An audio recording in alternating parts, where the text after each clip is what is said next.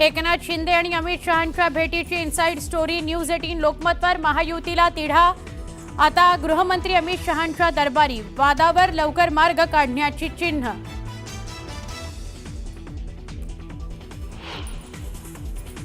एकनाथ शिंदे पंतप्रधान नरेंद्र मोदींच्या भेटीला अमित शहांची भेट घेतल्यावर संपूर्ण कुटुंबियांसोबत पंतप्रधानांची भेट।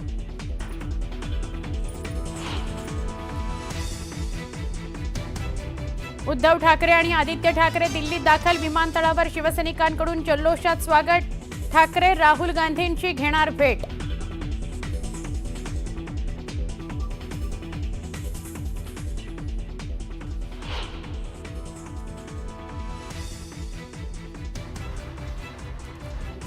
ठाकरेंची शिवसेना मनसेच्या युतीचं पहिलं पाऊल, बेस्ट पतपेढीच्या निवडणुकीत ठाकरेंची शिवसेना मनसेची युती। ठाकरेंची बेस्ट कामगार सेना मनसे कर्मचारी सेना एकत्र लढणार।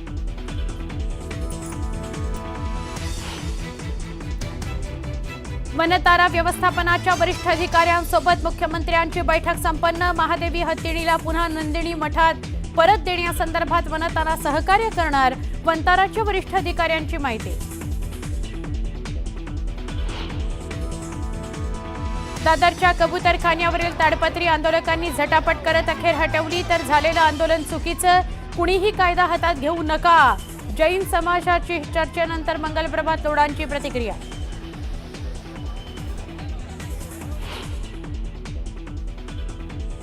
कोथरूड पोलीस मारहाण आणि शिवीगाळ आरोप प्रकरणात कोणतीही छोटी किंवा गंभीर इजा मुलींना झालेली नाही, ससूनच्या वैद्यकीय तपासणीचा अहवाल समोर।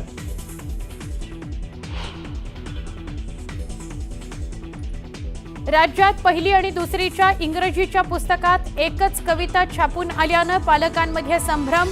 महाराष्ट्र राज्य पाठ्यपुस्तक मंडळाच्या पुस्तकात घोळ असल्यानं प्रश्नचिन्ह उपस्थित। माहीम पब्लिक स्कूलची 4 वर्षांपूर्वी नूतनीकरण झालेली इमारत पाडणार, नूतनीकरणाकरता 5 कोटींचा खर्च, तर पालिकेनं 5 कोटी कशावर खर्च केले, स्थानिकांचा सवाल।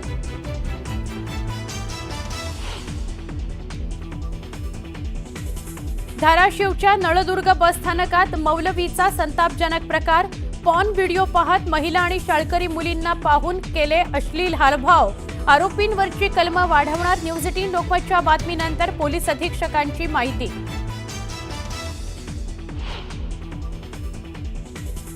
पाच ज्योतिर्लिंगांच्या विकासाकरता 5 वरिष्ठ IAS अधिकारी नियुक्त, मुख्यमंत्री देवेंद्र फडणवीस यांचा मोठा निर्णय, राज्याच्या इतिहासात अशा प्रकारचा निर्णय प्रथमच। आणि उत्तरकाशीत झालेल्या ढगफुटीमुळे गंभीर परिस्थिती, पुण्यातील 25 जण उत्तराखंडमध्ये अडकल्याची माहिती, कालपासून होऊ शकत नाहीये संपर्क, कुटुंबीय चिंतातूर।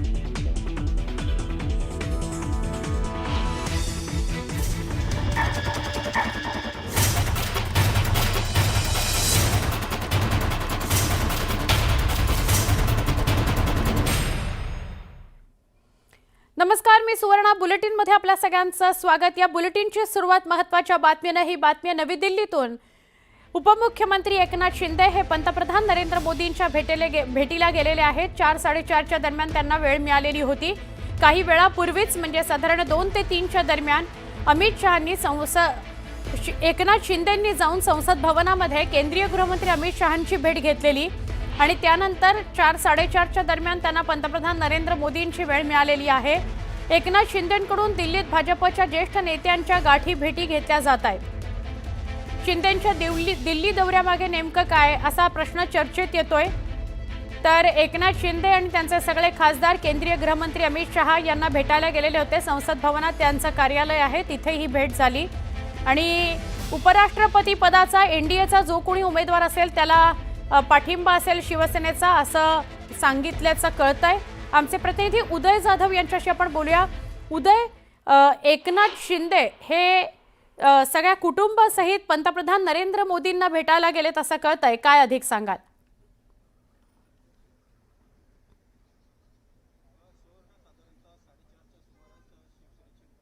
आणि उपमुख्यमंत्री एकनाथ शिंदे हे त्यांच्या कुटुंबियांसह पंतप्रधान नरेंद्र मोदी यांच्या कार्यालयामध्ये त्यांची भेट घेण्यासाठी गेलेली आहेत। त्यावेळेला त्यांच्यासोबत शिवसेनेचे लोकसभेतील गटनेते डॉक्टर श्रीकांत शिंदे हे देखील त्यांच्यासोबत आहेत आणि कौटुंबिक भेट असल्याचं सांगितलं जात आहे। मात्र त्याचबरोबर आपण पाहिलेलं आहे की आज दुपारी संसद भवनामध्ये केंद्रीय गृहमंत्री अमित शहा यांची देखील भेट झालेली आहे। शिवसेनेचे मुख्य नेते आणि उपमुख्यमंत्री एकनाथ शिंदे यांनी भेट घेतलेली आहे। अर्थातच ही भेट जी आहे ती उघड झालेली आहे, कारण उपराष्ट्रपती पदाची निवडणूक जी आहे ती जवळ आलेली आहे। त्या उपराष्ट्रपती पदाच्या निवडणुकीसाठी एनडीएचा उमेदवाराला भक्कम पाठिंबा जो आहे तो शिवसेनेने एकमुखाने दिलेला आहे। त्यामुळे एक एकजूट जी आहे एनडीएने ती दाखवलेली आहे आणि त्यानंतरच आता एक सदिच्छा भेट जी आहे ती पंतप्रधान नरेंद्र मोदी यांच्यासोबत उपमुख्यमंत्री एकनाथ शिंदे यांची कुटुंबियांसह होत आहे। पुढच्या काही वेळातच ही भेट संपणार असल्याची माहिती मिळते। त्यानंतर ते डॉक्टर श्रीकांत शिंदे यांचं जे निवासस्थान आहे ते निवासस्थानी येतील आणि तिथे ते प्रसारमाध्यमांशी बोलतील असं सांगण्यात आलेलं आहे। त्यामुळे एकूणच आज ज्या हाय व्होल्टेज 2 बैठका झालेल्या आहेत केंद्रीय गृहमंत्री